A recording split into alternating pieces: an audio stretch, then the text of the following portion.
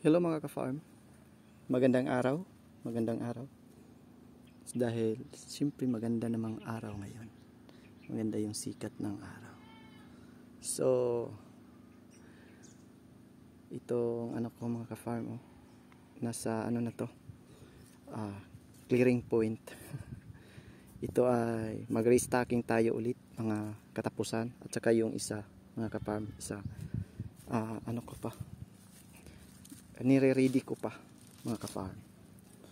So ito na yung palay ko ngayon. Ito ay nasa panicolonization na mga ka-farm.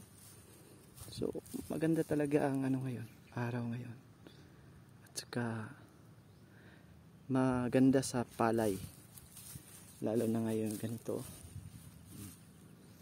Kung magtatanong kayo, ito yung rice seed production ko. Ang variety nito is 436. Pinakita ko lang sa inyo. Ito mga ka-farm ay hindi ko pa tapos. Itatransfer ko kasi yung exit sa tubig, kasi instead ng doon, dito itatransfer ko dito kasi mas madali ito maka-drain yung tubig. Yan. Ito yung 1,275 square meter ko. Tapos ito ay 550 square meter na fish pan. So yun lang mga ka-farm ang update ko ngayon. So bago ang lahat, tayo ay pupunta sa dito tayo pupunta mga ka-farm. Tayo ay magkuha tayo ng hinog na ito.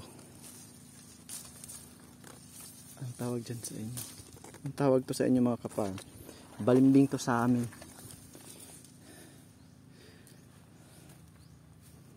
Yan,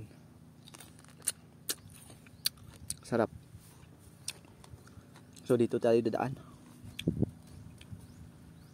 So yan na, ipakita ko sa inyo yung production ko, rice production pala. Maganda na sila dito mga ka-farm. Medyo may naninilaw. Lipstick yan mga ka-farm, pero tapos ko na yan na treat. Thank you so much for watching.